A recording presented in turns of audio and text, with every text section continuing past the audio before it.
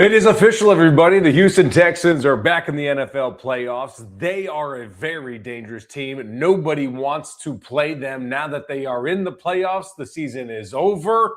But who are they going to play? We're finding that out live right now between the Steelers and the Ravens. This is Kicking It with Kunkel, y'all.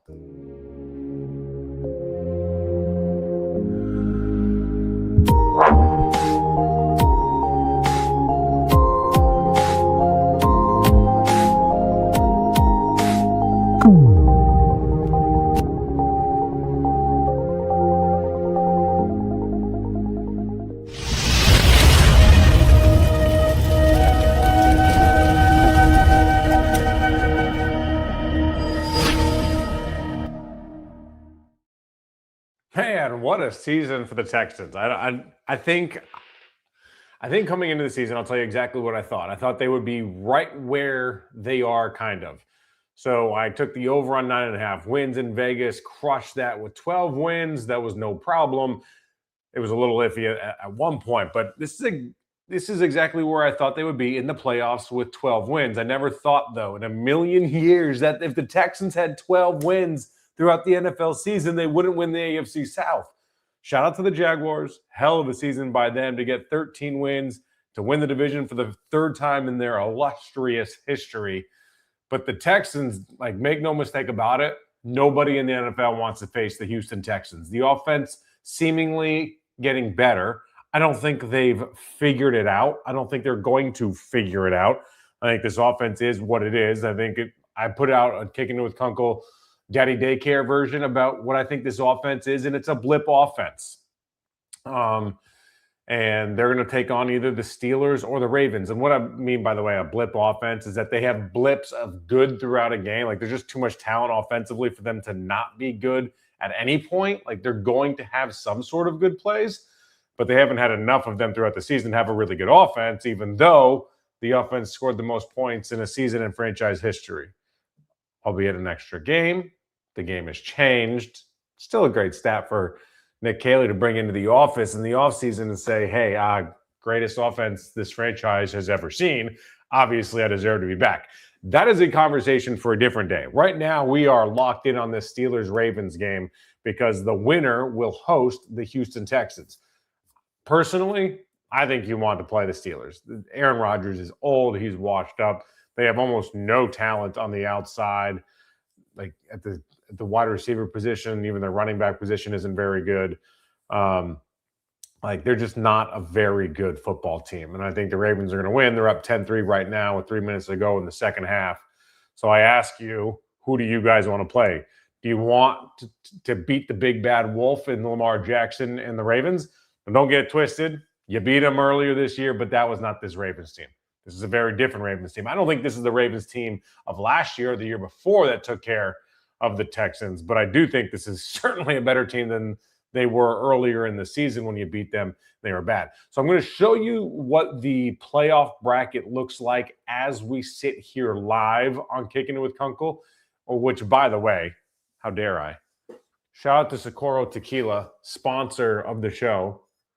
Elite tequila, 3 ingredients, no additives. It's blue agave, yeast, and water. This stuff is good, really, really good. You can find it at bars all around Houston. Just fantastic stuff, and they've sponsored the show throughout the season, so I'd be remiss if I did not give them a shout-out. So get yourself a bottle of Socorro Tequila. Get involved in the super chat as well, and if you're watching on X or on Facebook, I love that. However, I would love for you guys to come on over to YouTube. It's the best viewing pleasure for you guys, and it's the best viewing pleasure for me when I see that you guys are viewing on YouTube, because that's how I make my living now. So sound off, get involved in the super chat, get your comments on the show. I'm curious what you all think about the season, where we stand now, and going into the playoffs as well. But this is what the playoffs look like at this moment. This is the only graphic I could really find. So it has the Steelers in it. So ignore that. Ignore the 4 seed. So we're going to probably put the Ravens in there as the way it's panning out right now. But this looks like how it's going to shape up. That Denver will play the worst seed available, I believe. Is this even the right bracket now that I really take a close look at it? like the way it's kind of drawn out. The most important thing is for the Texans to get that 5 seed today, because the 5 seed allows them to have that home field advantage against the Bills if they were to see them. The Bills will take on the Jaguars.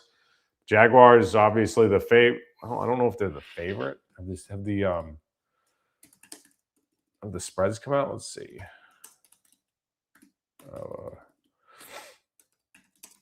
I bet you the Jaguars will be favored by 3.5. Oh, the spread for the upcoming wildcard game between the Bills and Jaguars has Bills favored by 1.5 points. Okay, so not a lot of respect going towards the Jaguars at all, the division winners. And they had 13 wins, right? They were 13-4, I believe. Is that correct, gang? I thought today's win was huge for the Texans just from the seeding standpoint. I said at halftime that I thought that the Texans needed to play anybody and everybody that allowed them to get this win so that they could go into the playoffs as the 5 seed.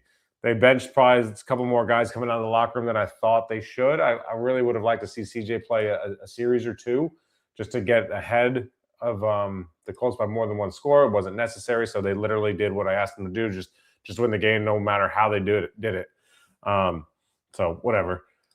Jawar Jordan came out of that game injured with an ankle injury. I don't think that's going to be a huge loss for the Texans simply because I don't think the Texans are going to give him the ball much in the playoffs. I think they're really going to rely on Woody Marks and Nick Chubb when it comes down to it in a game like that. I think Jawar Jordan got a lot of carries when Woody Marks was hurt and against the Raiders, and I don't know what he would have gotten today, of course. He probably would have gotten a little bit more, and you would have liked to see Woody rest a little bit more since they were resting a lot of their starters. But I don't think he's going to be a big-time player in the playoffs for the Texans. I could be wrong, of course. The coaching staff has shown that they have their guys that they trust, and they stick with those guys. And I just don't see them being willing to give the ball to someone like Jawar Jordan in the playoffs. All right, let's get to the post-game press conferences. Here's CJ Stroud after the game. Stomping. Well, CJ, obviously you knew you probably wouldn't play the whole game if Jacksonville got a big lead on Tennessee. How did you feel when you found out, okay, you're done? I wanted to keep playing. By the way, I watched CJ Stroud and DeMeco Ryans on the field as the first half was about to start, and it looked like CJ asked them to do one more series, and they went, and they played rock, paper, scissors, and CJ threw scissor, DeMeco threw rock. Like, I watched it in my binoculars from the press conference, and I don't know, or from the press box. I got real lucky and just kind of scanning the field. DeMeco beat CJ Stroud in rock, paper, scissors. So I assume that that's why CJ didn't get to play any, as if that was going to have any bearing on the decision. It just looked like a fun little moment that CJ had with DeMeco, trying to beg to play a little bit more, by the way. I feel like I was just getting in the groove. And, we had a rough first quarter, but I felt in the second quarter, we were moving the ball, scored in the red zone twice. Always, whenever I get the chance to play, I want to play as much as I can. So, but I understand why I wasn't able to, and, got to just move on. And I thought CJ played really well. I didn't think he had like some crazy great game or make some unbelievable difficult throws. But for instance, the touchdown pass to Jaden Higgins, I thought was not a wildly tough throw, but a perfect throw. There weren't a lot of places to put that ball for the touchdown for Higgins, and I thought he put it in a perfect spot. That's the type of pinpoint accuracy that we've seen with CJ when he's at his best. On the move, on the run, putting the ball exactly where it needs to be. He missed a throw or two today, a couple of them. But I thought he made some really, really, really good throws that weren't like wildly difficult. Oh my God, only one guy in the league makes that type of throws, but perfect spot throws. And that's when CJ's at his best. And so when he's saying that he was feeling it, I thought he really was. He looked really good today, I thought. What are your thoughts about 12-5 and moving on into the playoffs now and going to either Baltimore or Pittsburgh next week? Yeah, for me, I just got to give God the glory, man. I think I look back at this year, I look back at my life, I look back at everything that I've been through. I know he's had his hand on me, even in times where it doesn't feel like it. But I think, just a testament of, you don't really learn on mountaintops. You really, most of the time, you learn in valleys. And I think, the Lord has, really had his hand on his team from, our head coach all the way down to, our players. And I think, I'm just really grateful that, God has put us together on this 2025-26 Texans team. And, we got the world ahead of us, but to go out and be 12-5 in the regular season, the best record I've had so far in the league, with the start we had, it's just been a blessing. I'm just really grateful to God that, I have my brothers and teammates to do it with.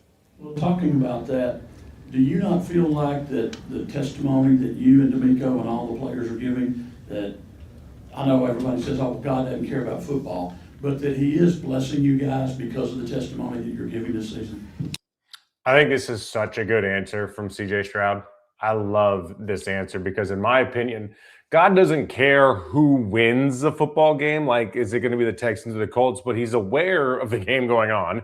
And it's all part of his plan, not from the win-loss record standpoint, but like people's lives are involved. Just like when you go to work, your life is involved at your place of work. And it's no different on an NFL field. He doesn't care from like a spread standpoint, over-under standpoint, or anything like that. But he certainly cares about the game in and of itself and the human beings that are playing it. So I love this answer from CJ Stroud. I think I don't want it to ever be confused. I don't think God is like the Texans are going to win. But I think regardless of win or loss, he gets the glory.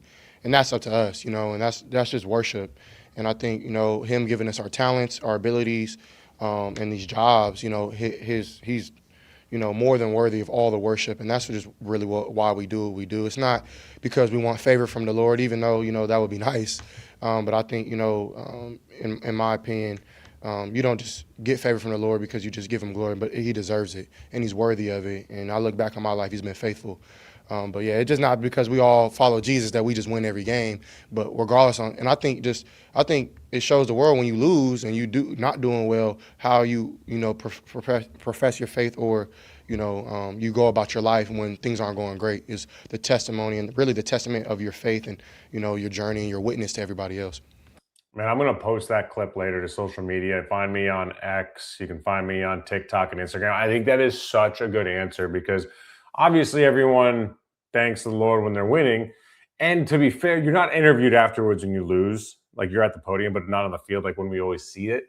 So for CJ to have that answer, I think was just such a good answer. CJ, you all were able to move the ball downfield there in the first half while y'all were there. Did you feel like y'all were able to accomplish what y'all set out to accomplish as an offense as you close out the season? Yeah, I think we moved the ball really well. And even the first quarter, we just, I had the intentional grounding and missed a couple reads, and I think, there was a couple of those, in every aspect. And I think at the end of the day, we overcame it, and that's a good thing. But we got to get those things fixed, if we want to go win in the playoffs. And I'm aware of that, and I think our coaches are, and I know everybody is here. So we're gonna get those things fixed, and but at the end of the day, it's all about finishing and getting wins. And I think the way we ended this game is a testament to how our season's kind of gone. A lot of up and down, But I think if you just stay faithful, you stay. And it's like I told y'all before, it's easy to have faith when it's easy, But when it gets a little hard, who has the real faith? And the work that we've put in, I think we trust in one another, to get the job done. CJ, forgive me if you already asked this, but on the touchdown run at the goal line when you ran it in for 2 yards, was that supposed to be a run for Tommy, or was that a design run for you to get on? No, it was for Tommy. It was for Tommy. I felt bad because, it's always weird when you're under center and, they got some big boys over there. And I know he's a big guy. And he's breathing and, I'm like, I got to get out. I don't want to get my foot stepped on. And so I, skipped out. And Gerard was like, don't skip on this play because it's going to happen faster than you think. And so we only walked through. We didn't get a live rip, I don't think. But so I didn't skip, and then I went back to my human nature, and I skipped out and I missed him. And I felt so bad. I went over there and did 5 push-ups for him, but I'm good though. I'm good. We finished. He got his touchdown. Nobody can be bad at me anymore. But I'm just happy for my guy. I love Tommy. That's one of my Buckeye brothers.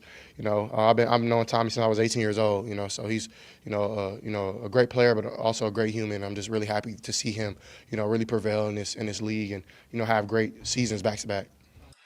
Awesome answer by CJ once again. You could see he's a lot more comfortable at the podium right now. He's confident in himself in a good way. He's not cocky. He's confident in himself. He's comfortable with where he is playing the game right now. I love to see this for him right now because you get a little bit more of his awesome, really good personality. I think it's good for him when that is allowed to come out as well, too. And I talked to Tommy Togiai after the game as well. I have that post-game interview in the locker room. We'll have a little bit later.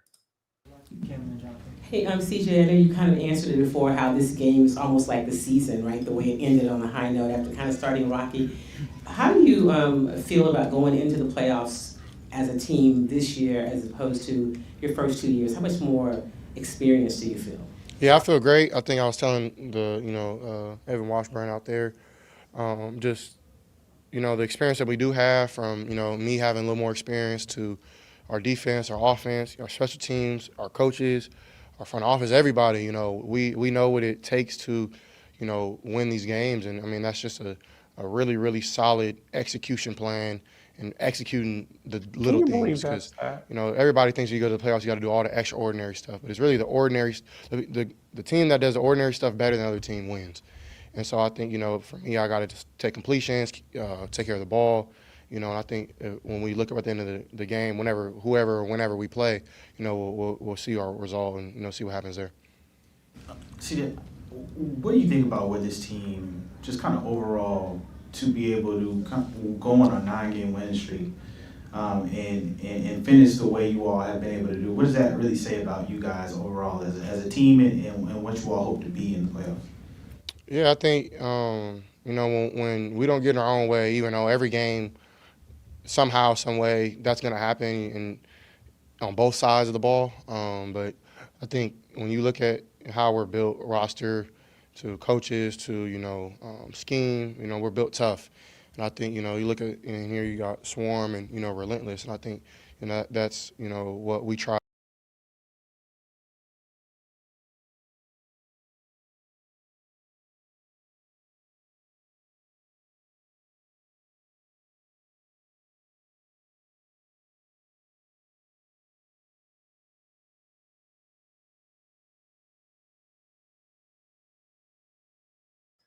Damn Mike, dumbass. I don't know if I can create that same energy, but damn. Steelers had a chance to score a touchdown or take the easy 3 points down 10-3. They go for the touchdown as time expires in the first half, and they don't get it. The Ravens stuff them, and the Ravens now have a 10-3 lead going into halftime. The winner of this game will advance into the playoffs to take on the Texans. They will host the Texans, so the Texans waiting to find out who's going to be the winner in this game. Like, this is crazy drama for the Steelers to take that play, I think, because they're not going to find themselves down there too often, so you got to take the chances when you can. But they're on the 1-yard line. You got a guy going in motion to the right. They pitch back left, and they were short a blocker. They tried to go. Damn, they did not have anyone. Gainwell was unable to beat Gilman, and it was 3 defenders on 1, the ball carrier. Kind of 2-on-1 or 3-on-1, but Ravens now lead 10-3 going into halftime. Texans will have to go to Baltimore if they want them to win. And Erasmo says, I'd love to see them finally send the Ravens home for the playoffs. Yeah, I think that's what everyone would like, but do you want to take that chance against a team that's significantly better than the Steelers? I think they're significantly better. This game obviously is going to be very tight because of what's on the line. They're very familiar with each other, et cetera, et cetera. But I think the Ravens are a better team than the Steelers. If you're the Texans, you want to see the Steelers badly. That's just my opinion. Try to embody every game, and I think we finally bought into it. And I think as an offense, swarming looks different than defense swarm or special team swarm. I think we found that groove, and I'm just excited, man. I'm really motivated to get going this next week. But I'm gonna enjoy this win, and enjoy this regular season, and get back to work tonight. And I'm excited to go in the playoffs and try to make some noise. All right, y'all. Y'all have a good one. Yeah, no problem. I don't guess Davis is coming in, is he? I thought that was the case. There's nothing else there. CJ Stroud, always good. I thought he played a really good game today, albeit just a half. I think he's playing the best football he's played this season. The key for CJ is to have confidence in his offensive line. Whether he likes the offensive scheme or the play calling at this point is almost I mean, it's frankly irrelevant. You got to jump in. You got to dive on board. You got to go with it. I don't think it's a great scheme. I don't think it's worked out well. I don't think the play calling has been great. I thought it was good at times today. I think Nick Caley's been the best he's been the back half of the season, and that's what you've wanted also as a Texans fan. You want Nick Caley back next year, and we're not going to get into this conversation whether he should or shouldn't be back, but my point is you want him back next year because you don't want to change everything once again. You don't want a third offensive coordinator in as many years for CJ. And in order for him to be back, you want him to have earned that spot. You want this offense to be heading in the right direction. And so how about this stat? Like I couldn't believe this stat, although I know it's an extra game on the record, or, on the schedule. So 404 points scored, the second most in a single season in franchise history. But where does, a good question, which I should have looked up beforehand, is where does that rank in the NFL this year? Because it doesn't really matter otherwise, because like year to year is just so different in the NFL. So points, 404, but it's middle of the pack. The Rams were the best at 518 points per game. The worst were the Raiders, 241. Holy crap. So points per game, they're averaging 23.8 points per game. The thing is, it's not that the Texans' offense statistically has been bad when it comes to scoring points. It's that they're leaving so much on the field because of a really bad red zone offense. They're not very good on third down either. So that's the biggest problem with the Texans, is that they're leaving so much on the field, and they're playing for a Super Bowl. And we're being hypercritical of the offense because they're leaving so much on the field, and because, for instance, today, the first half 2-minute offense I thought was really good until about 28 seconds, about 30 seconds left. I thought the play calling bogged down. I thought they wasted some time. They settled for a field goal, so they got some points, so that's better than they've done in the past. And I thought it was the right move to go for the points and stay aggressive in the first half. But I just no one can watch the Texans team on a daily basis, on a weekly basis rather, and say that this offense has figured it out. There's just so much being left out there. So when national correspondents and reporters and analysts come in and say, "Oh my God, look how far the Texans offense has come," like, yeah, they did it. They had a great game against the Cardinals. They put up a good amount of points today against the Colts. Like, they've got these games where you can come in from a 38,000-foot view and look down and be like, "Oh my God, they've gotten so much better. This team is so dangerous. They have all three phases clicking." When in reality, when you watch them consistently and closely, the good games come against some really bad teams in some really squirrely situations. They don't play well against the Raiders. I don't hold them super accountable for that, only because it's one of those games where it's tough to, it's a letdown game. They won the game, so whatever. And then you can't take away anything today because starters didn't play for half the game. We're also still waiting. I'm waiting to hear from the Texans in the NFL to see when. Okay. Yep, we do know this. This is, I assume, public. The Texans will play Monday night. This just in, breaking news here on Kicking It with Kunkel. The Texans will play Monday night, January 12th, 7 o'clock Central Time at Baltimore or Pittsburgh. So the Texans will play Monday night in the NFL wildcard game, either against the Texans or against the Steelers or against the Ravens. Here we go.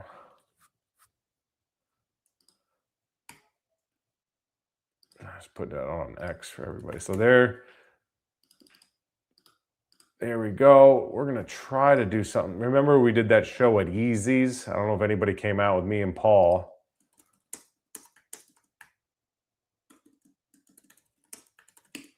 But Paul Gallant and I might do another live show at Easy's Liquor Bar and Lounge.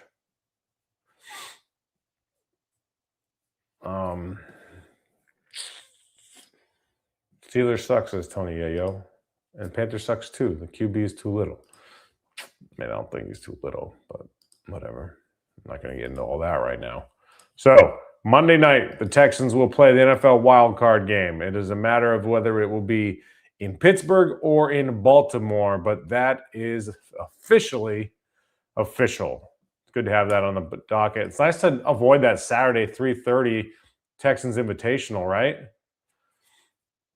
How about that? How about that? Let me see if I can get this up for y'all.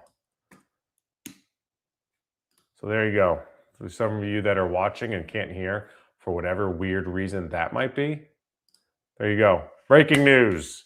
The Texans will play Monday Night Football in the NFL wildcard game against the winner of this Ravens and how many times am I going to do that? Ravens and Steelers game. Damn, son. So anyway, it's good to have that bit of information now.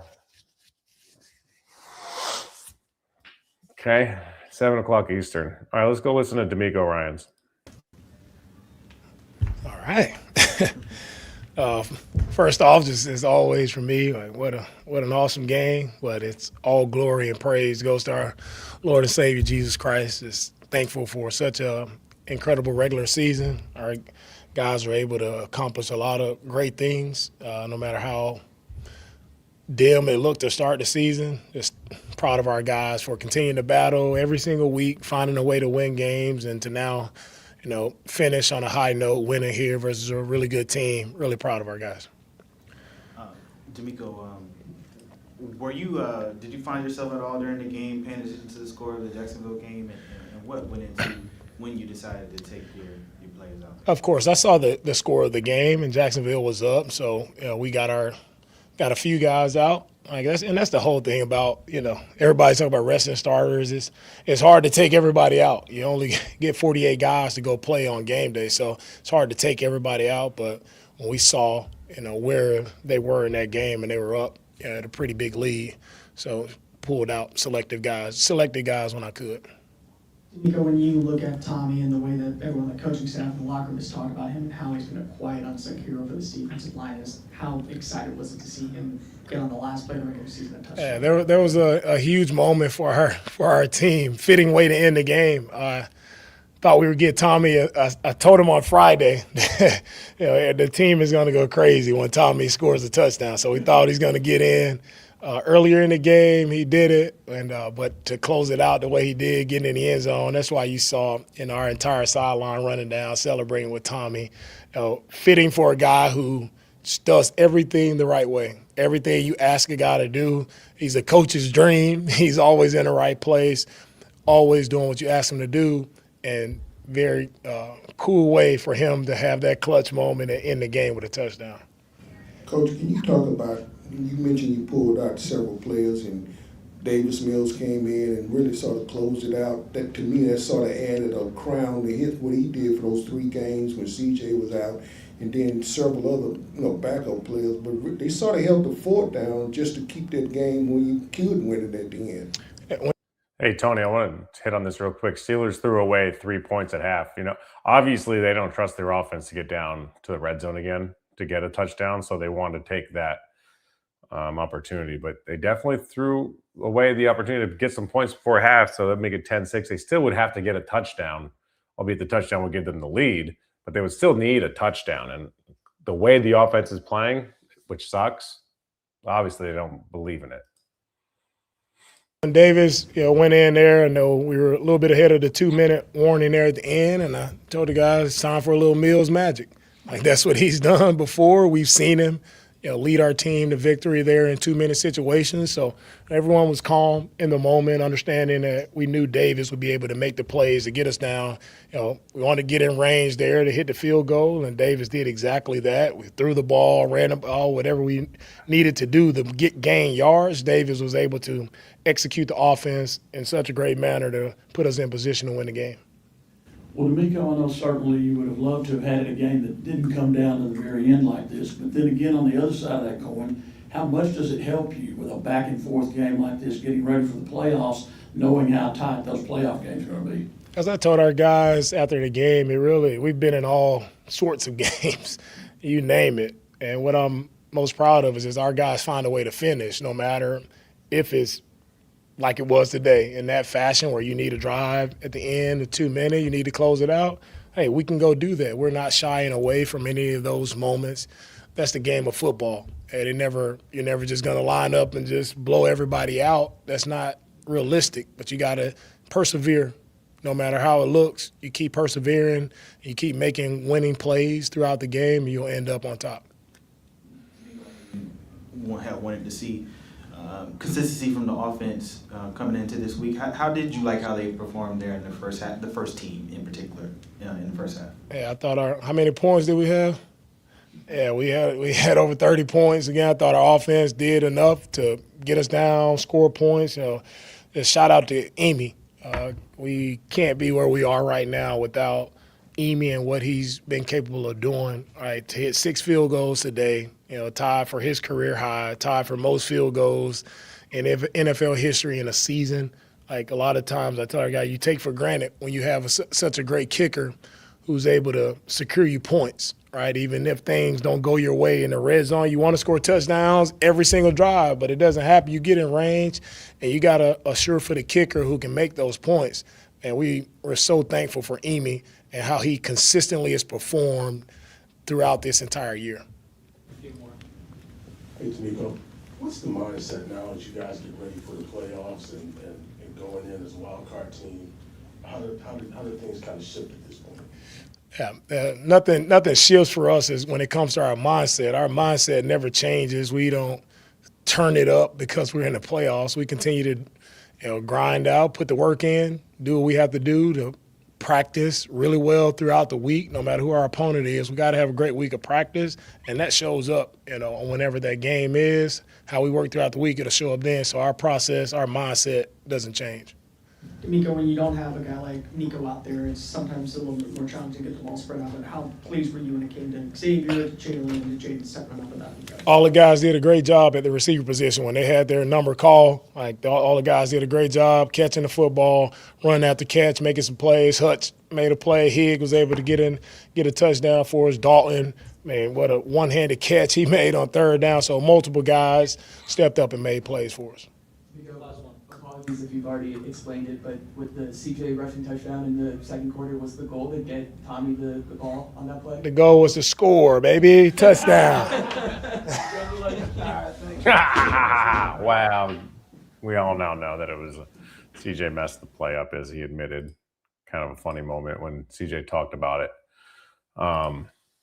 This team's clicking right now. Like, this team is the most, I don't know if they're the most dangerous team in the NFL right now, but they're certainly up there. They're definitely one of the ones that are the most dangerous in the AFC. When you look at the AFC is as wide open for any team to get to the Super Bowl. The toughest game for somebody in the AFC is going to be who they play in the Super Bowl, because the NFC is certainly much more stacked as I take a look at some of the teams. I mean, in the AFC, like, who's the toughest team? Broncos, I know they're the 1 seed. But after that, Patriots, they had a very simple schedule this year, and it was simple enough to where you can actually point it out. Like, their strength of schedule was 0.390. The Texans were 0.524. Like, that's as big of a gap that you'll see in the NFL, because in the NFL, like, everybody's good. They're all NFL teams. But to play all the bad teams all the time, like the Patriots did, it's a huge discrepancy. That doesn't mean the Patriots aren't good. I do think they're good, and I think they've got a 14-3 record, which is not a gift in the NFL.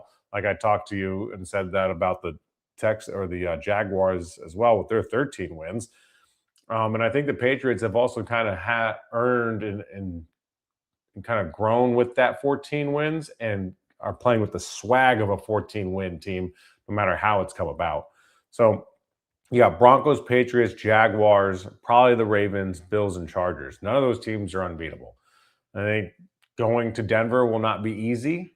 Jaguars beat the Broncos in Denver this season, so that's their biggest win of the year, and it was a huge win in the moment. It was the one win that the Texans needed the Broncos to have in order to win the AFC South for the 3rd straight year, but that didn't happen. So in the NFC, I mean, you got the Seahawks.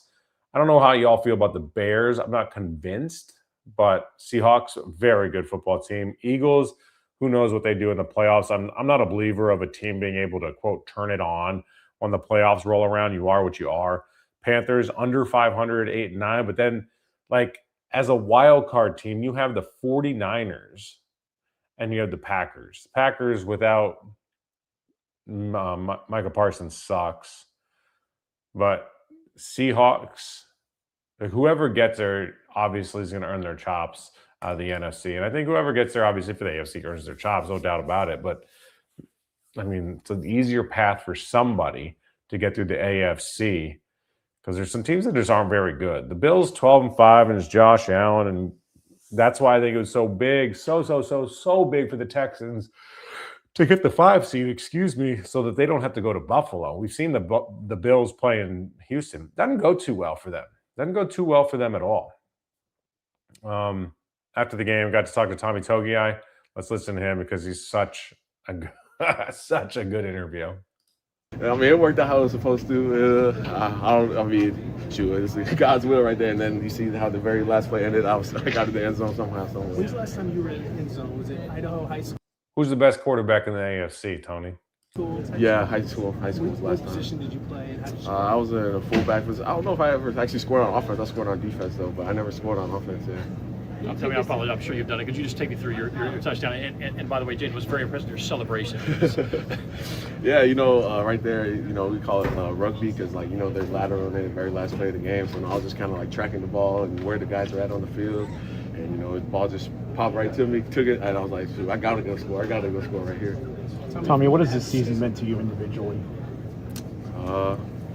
Just perseverance, starting, 0-3 and then to go on a 9-game winning streak. It just shows the fight and the will of the team. We're never going to back down. Always going to keep fighting to the very end. But what about just for you? I mean, just what you've been able to do?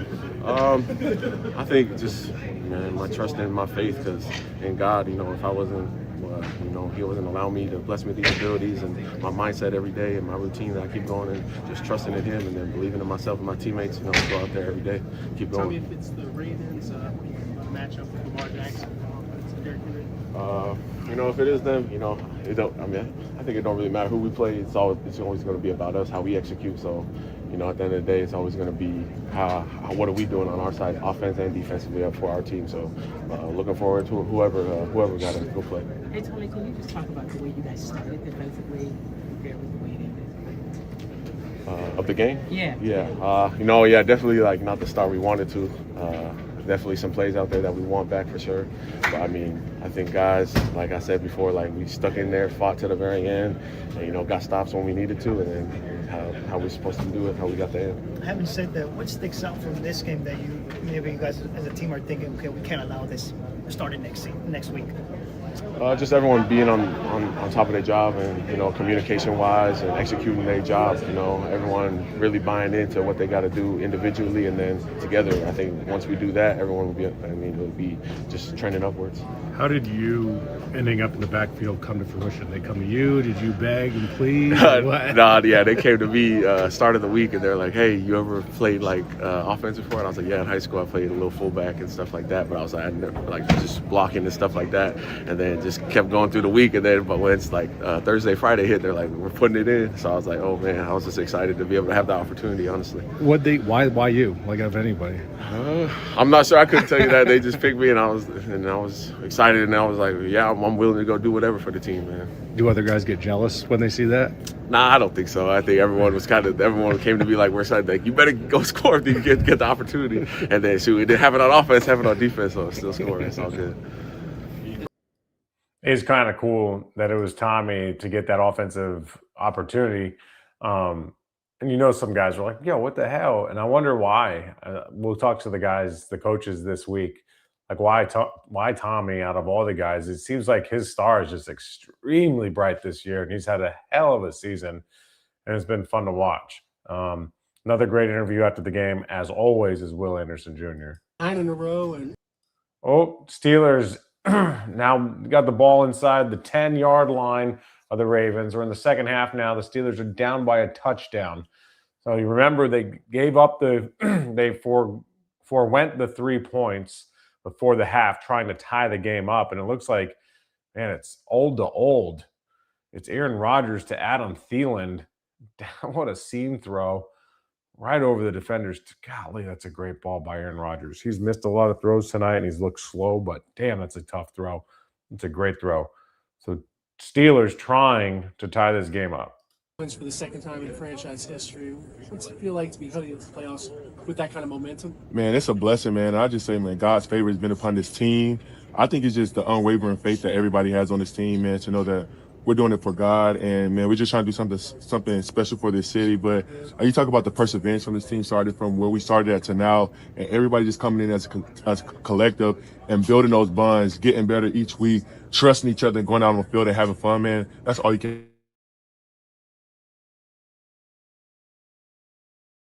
A lot of sticky situations, man, and he has put a lot of points on the board for us, man. And if it wasn't for him, we wouldn't be in the position that we're in right now. How about touchdown, Tommy? Hey, look, so okay, y'all seen him play obviously on the goal line, and they were saying all week, he was like, he gonna find a way to get in. We don't know how, but Rank really spoke it up. Rank was like, he gonna get a touchdown this game, and it didn't look nothing like how we thought it was gonna be. But man, Tommy, you talk about a guy that's consistent, a guy that loves ball. He comes in, he don't say much, and he just works, man. And he's been big for us this year, and I can't wait to keep seeing what he does for us. Well, you guys have very high standards for your defense. Where do you feel like you are, given that today was a little bit of a strange scenario? Yeah. Some people in, some people out. Yeah, most definitely.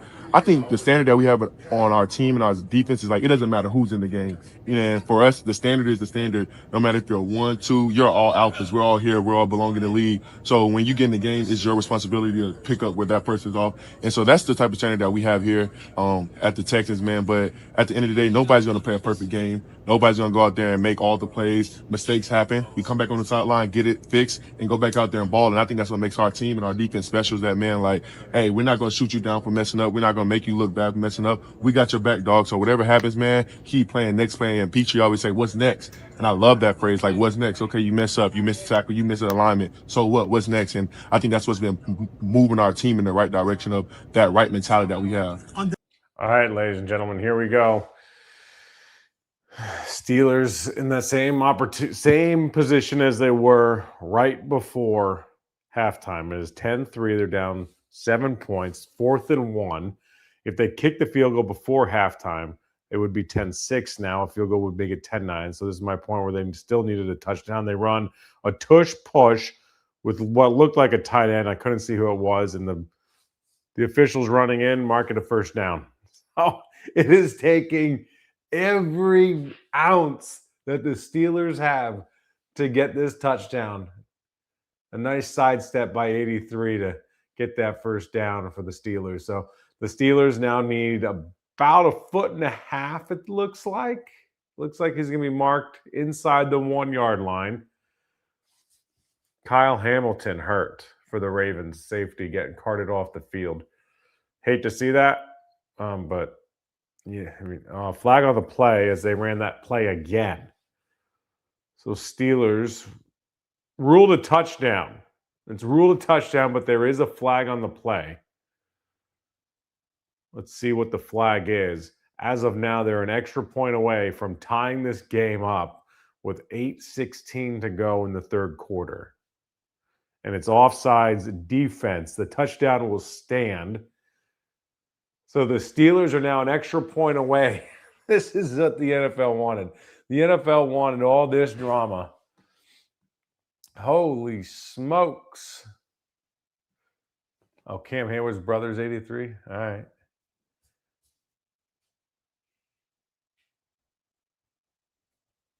Man. Yeah, he gets behind center and just fires it up the left side of the center's ass for a touchdown. The extra point is presumably going to be good. Chris Boswell, the daggone stud. So remember, the Texans play the winner, Ravens and Steelers, in their city. It's good, tie game. Are we getting effed by playing Monday? No, I don't think. I think that's an extra day's rest for everybody on the Texans, in particular, Kamari Lassiter and Trent Brown. I don't think Nico's hurt. That's a coach's decision deal. So you'll probably play Sunday. So I think we knew I knew, Well, I didn't know, but I figured they were going to play Monday night because they weren't going to have Steelers and Ravens play Saturday after playing Sunday night. And so I think the Monday game probably made the most sense because these two teams are playing here. But no, I don't think so. I think it's an extra day's rest. You're good to go. Obviously, on the back end, you'll play Sunday, so it's one shorter day's rest. But I think you'll be all right in that world. It's not ideal, but says Raging Cajun asks, that's what I thought, but then we lose a day against the Denver. Yeah. I mean, I guess it depends how you look at it. Listen, you play when you're the Texans and you have as many primetime games as they did this year, where they play a couple Monday night games, a couple Sunday night games, one Monday night game, a couple Sunday night games, a Thursday night game, of course. Whatever it was, they played a Saturday game. So, like, it's all over the yard. Like, you're kind of used to all that stuff. It's not a huge difference. As long as you're not playing a Thursday night game or all those type of, like, really short weeks, then you'll be all right. So,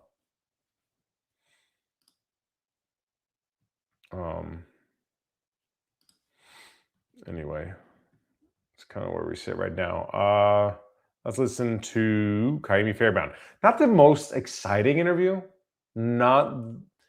He's got personality, but the answers aren't like must listen. It's short and sweet. Here we go. Yeah, I don't usually compare, but yeah, things feel pretty simple, and that's what's nice. Just see the ball and see the ball down and keep it simple in my head, stay behind it, and watch it go through. Take us through that game winner. Yeah, it was nice to get the timeout. Felt like I had a lot of time and just the same routine. Kevin, is this kind of play of now, different pressure? How you handle yourself when you look at this late in the season? Yeah, it's we prepared for this.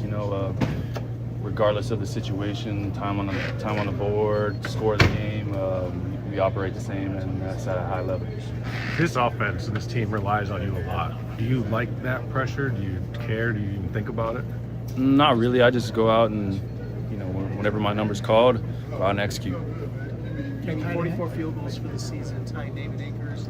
What does it mean to you in the whole operation that you guys had this much success and were able to hit that many hits? Yeah, as a unit, we've been pride on ourselves on sticking to routine and executing when our number's called. I missed a couple games, so staying healthy is part of that, and it's a blessing to be able to hit that many kicks with this unit for this team, for this organization and these fans. What can you say about your unit as a whole as well? Just not having the same guys as you've always had, and be able to put together this type of season. Yeah, I think it starts with coaching, and those guys do. Coach Frank and Will do a great job of getting us ready on a weekly basis.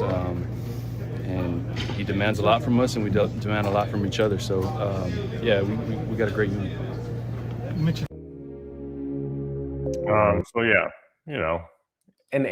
Some answers from Kaimi. Who was really good today? Xavier Hutchinson was really good today. No, honestly, I'd just probably say it's just the type of guys that we got in our room, in this building. Starts with, Nick Caserio, how he built this team from the ground up, man, our foundation. We all kind the Broncos will play the worst seed remaining as the top seed, the 1 seed. So it doesn't just flow like a bracket. You'll be reseeded in the next round. So they'll play the worst team remaining. got the same, moral compass kind of. We're not going to give up. We're going to always keep fighting, no matter the circumstances.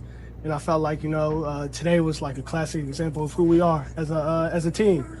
Some of the guys sat out, didn't play, and we were still able to go out there and get the dub. No matter how it looked to some people, in the NFL, man, a dub is a dub, and it never comes easy. You say that no matter how it looked to some people, you guys all season have talked about you want to come away with 6 instead of 3 on your offensive drives. What gives you the confidence that in the playoffs you guys can turn those drives into more touchdowns rather than field goals? Man, you just got to execute. You just got to keep playing it down. Obviously, it's going to get a little harder when you get into the playoffs. I think everybody knows that. There's a lot more at stake, which means, as a team and as a unit, we're going to have to be more locked in. We're going to have to know our jobs like the back of our hand, which I feel like we can do. And it just, it all comes down on belief and faith, man, in each other. And we've built that throughout, this all 18-week schedule. Through the ups and the downs, we've all been there for each other no matter what. And, you know, we're going to continue to be there, and we're going to continue to fight. On that same point, what does Kaimi mean to you guys as an offense? I mean, he's the best kicker in the league, if you ask me, man. Ice in his veins. I love that guy, though, man. You're never you always going to get points up with him. 15 is the most consistent guy I've ever been around as a kicker. And, man, he means a whole lot to our team. And, I'm happy to have him on my team. Most people were so excited for Tommy. Why, you know, I know the touchdown was part of it, but he's part of it too. Yeah. Why is he so popular in here? Man, when you talk about like a guy who really just comes to work every day and doesn't care, you know, about like anything for it, just wants to get better at football. And every single day he shows up and it's the same Tommy every day. That's a guy that you root for, man, because, you know, no matter what, back against the wall, you know Tommy's going to be there and Tommy's going to work. Steelers force a punt. Oh, a takeaway. Is that T.J. Watt, who had a collapsed lung or a punctured lung or whatever the hell it was? Did he just get a strip sack? See, this is the difference. I want to dive into this because I just did a video about this on my TikTok, and I also posted it here on YouTube on Kicking It with Kunkel. But this is where Will Anderson needs to get to, and he's getting towards there. So, oh my gosh, T.J. Watt, a ball was batted, and T.J. Watt caught it off the deflection. Two guys deflected it into his chest, and he caught it for the interception. So, like, you want to be a game wrecker, not like a game changer, but you want to be a game wrecker. You don't want to get QB pressures. You want sacks. But then you don't want sacks. You want strip sacks. And then you don't want strip sacks. You want strip sacks, and you want the fumble recovery. But then you don't want just a fumble recovery. You want to scoop and score. That's what T.J. Watt seemingly does every single game. This dude wrecks games. So now the Steelers have the ball inside the 30 in a tie game with 7:20 to go against the Ravens in a must-win game for both teams. Winner gets in to host the Houston Texans, and T.J. Watt comes back for the first time in several weeks from a banged-up lung and gets an interception. I mean, Will Anderson Jr. is going to be one of the best players in the NFL for years to come, and he's already like up in the upper echelon in his third year. But that dude, T.J. Watt, like those are the plays that he makes consistently. It is incredible that he is always in the right place, right time. That's not luck. You are prepared and you are hustling your ass off, consistently moving, being where you need to be in order to make those plays. First down, Steelers, they're now officially in the red zone with 6.5 to go in the third quarter. They're showing the Kyle Hamilton injury, by the way, which looks to be, shot to the face, like friendly fire type of deal, too.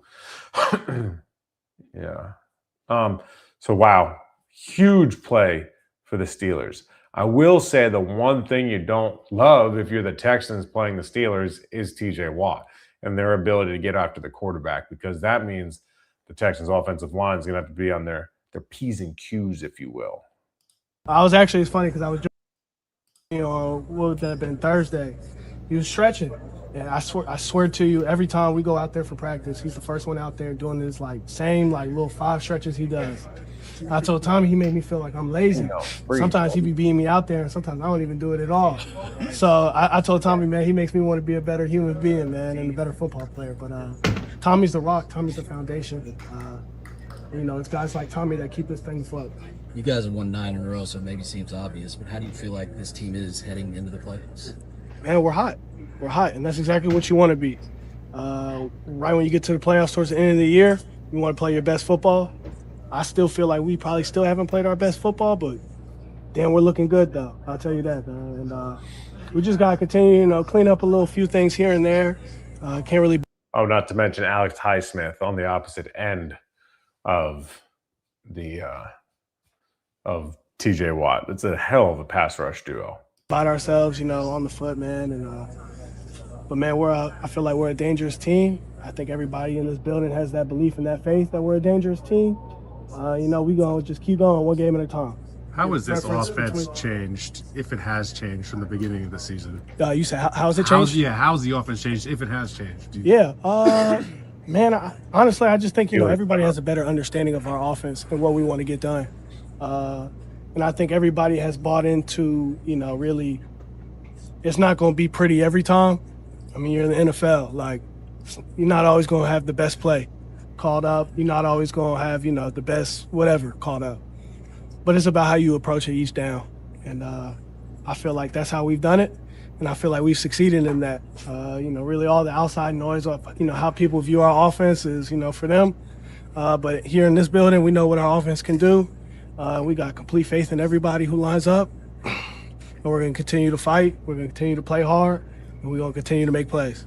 Preference on the next opponent, or just doesn't matter, you take care of your business? Man, we took care of business today on our end, and that's all that really matters for us. So whoever we play, man, we'll be happy to play them, and we're looking forward to it.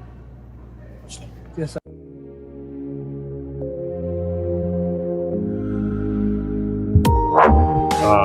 So I was keeping an eye on this Steelers game for y'all.